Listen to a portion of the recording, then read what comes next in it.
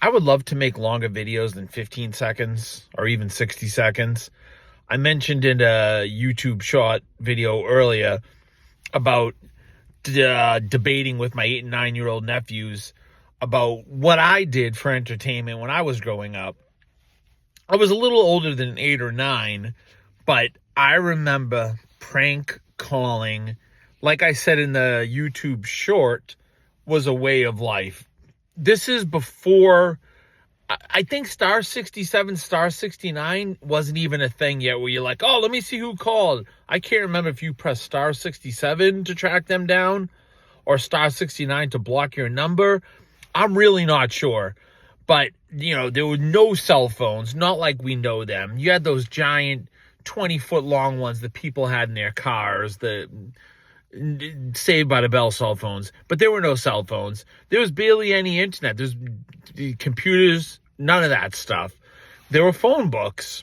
And me and my brother used to, looking at the way pranks have turned into now, violent, aggressive. I was watching a YouTube creator from England. He's a young kid. His pranks are running into people's houses. And that's it.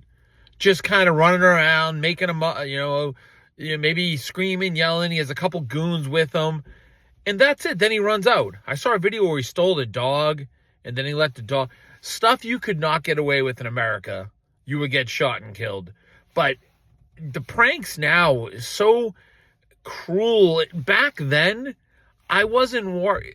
Me and my brother were trying to get a laugh and maybe impress a few of our friends. Now it's all about clicks. Everyone's on. I saw in a video, somebody said it, I love it, stupid juice. But people do now is cruel and mean and evil, and they film themselves doing it, and they put it online because they'll sacrifice their reputation, looking like a complete asshole just to get some clicks. But I do feel bad looking back on it. I remember we found this one Asian family, and we just kept calling them because they wouldn't hang up. And we liked their name. And we did it over and over and over. And then we found a new guy to haunt. It was a kid that went to the high school I went to. He had a public access wrestling show. Not like high school like wrestling, like WWF wrestling. And I'm not going to lie, that stuff, I've never gotten it. It annoys me. I'm not judging. If you like it and it makes you happy, go for it. But I never see why people got so mad and so into it when it's just all scripted. The outcomes are predetermined. You can appreciate the athleticism and, the entertainment value. But these people cheering it, grown adults. And these guys are buddies. It's all scripted. But anyways, this kid on a local cable access channel in the city I lived in, he would do an hour show a week about wrestling. And me and my brother became like infamous. We were like the Jerky Boys in this little town. If you guys remember the Jerky Boys, they did these elaborate pranks. And I remember I had cassettes of them. If you're younger than 40, none of this is going to make sense to you. Video cassettes of them doing awesome calls. They were really good at impersonations. And it was wild what they got people to go along with. But, so we became this poor kid is just trying to enjoy his wrestling on the public access channel. He was in the same grade I was in, believe it or not. And we became his biggest nightmare because he took phone calls. And like I said, you just had to wing it back then. This was before even those little boxes that showed the number. And when he got us, his heart must have dropped. And we became like little local celebrities. And I remember I would go into school and hear people talking about it. But I couldn't blow our cover. So I couldn't say it was us. But it was pretty harmless. I mean, some of the people, we probably put them under mental strain, and I don't know their situation. And of course, I feel bad looking back. But compared to what's going on now, I think it's pretty tame. And I was 15, 16 years old. I remember like our magnum opus, our biggest thing we did is we lived on a dead end street and we called, I don't know, about 15 delivery services to a house like 3 houses down. And again, we're on a dead end street. So it's only like 10 houses.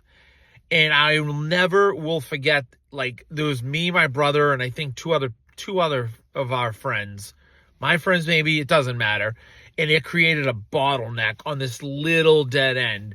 Puppuccinos, Domino's, Chinese restaurants. It became such a mess. The police showed up and they started to put 2 and 2 together. Like, what's the motivation? Maybe it's one of these 4 houses that's watching. And we got so nervous, we left my house and escaped through the woods and didn't go back to the house for hours later. But that was a pretty shitty thing to do. But again, compared to what goes on now, it's kind of tame. But that's how we entertained ourselves back then. And I wonder if there's anybody, A, is going to watch this, which is a long shot. And B, if you did the same thing. It was fun. It was harmless. And I wasn't trying to ruin lives. The delivery thing, that was after that, we kind of like backed off a little bit because it was a big deal. Like, it was probably $1,000 worth of food, and the police were there. And once we started seeing them kind of walking around the street, we went out our back door and we took off because we got nervous. I don't know what crime we committed. I don't know what would have happened. But I just wanted to go into prank calling a little further in a longer video that nobody's going to watch, which is fine. But I liked it, and it was fun at the time.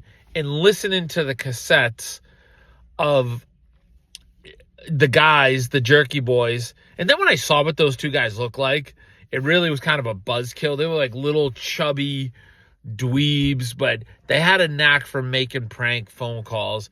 And it just popped into my head the other day. I'm like, oh my God, that was huge for a while. I'm willing to say the Jerky Boys tape cassette was probably in the top. It was probably one of the best selling cassettes of the year. People loved it. All my friends listened to it. But let me know if you have ever been pranked, if you ever did any, why am I saying prank? Prank phone calls, excuse me. If you ever engage in any of that. Maybe you're from another country where there are different ways of doing it, or there are different pranks you do over the phone, but it's pretty much dead now because nobody's anonymous anymore. We were literally still flipping through phone books, and there's no way they make phone books anymore. But anyways, I just wanted to delve into prank calls a little deeper. Oh, I miss those days. And I'm 48, so I'm talking 33 years ago, give or take, which is also depressing, but those were the days. Hopefully somebody watches, hopefully somebody comments, and hopefully somebody can say they did it too, so I don't feel like a psycho. But I'll talk to you guys later.